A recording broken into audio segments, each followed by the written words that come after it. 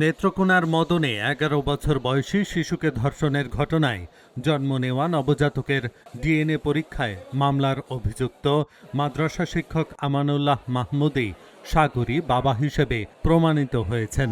আদালতে ডিএনএ প্রতিবেদন উপস্থাপনের পর বিষয়টি নিশ্চিত করেন নারী ও শিশু নির্যাতন দমন ট্রাইব্যুনালের পাবলিক প্রসিকিউটর অ্যাডভোকেট নুরুল কবির রুবেল।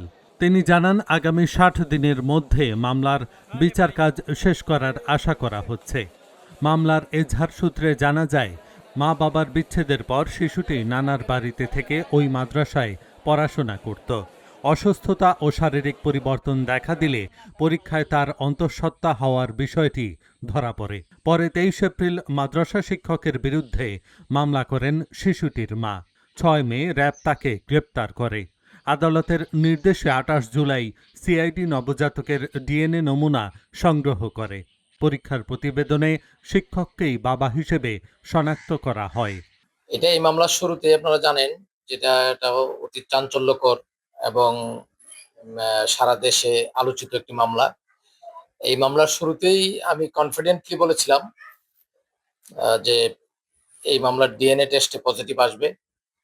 এখন দেখা গেল যে দীর্ঘদিন পরে যেহেতু ওই যে শিশুটা ধর্ষিত হয়েছিল সে প্রেগনেন্ট ছিল তখন, তো তার শিশু ভূমিষ্ঠ হওয়ার আগ পর্যন্ত আমরা ডিএনএ টেস্টটা প্রোফাইলটা ম্যাচিং করতে পারছিলাম না।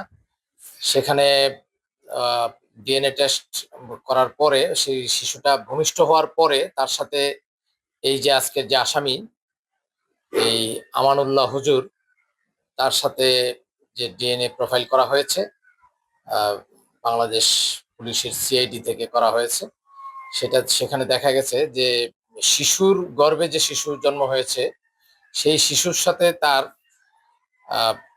100% মিলে গিয়েছে এবং সেই ভূমিষ্ঠ হওয়া শিশুর গর্ভজাত পিতা সে।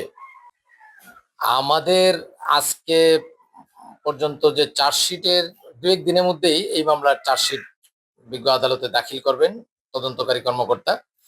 চার্জশিটের কাজ আজকে পর্যন্ত গিয়ে সমাপ্ত হয়েছে। আশা করছি আগামীকাল অথবা পরশু-তরশুর মধ্যেই চার্জশিট আসবে আদালতে। আসার পরে আমরা বিচারিক কার্যক্রমে চলে যাব সরাসরি। আশা করছি যে খুব দ্রুততার সাথে এই মামলার বিচার কার্য আমরা নিষ্পত্তি করব।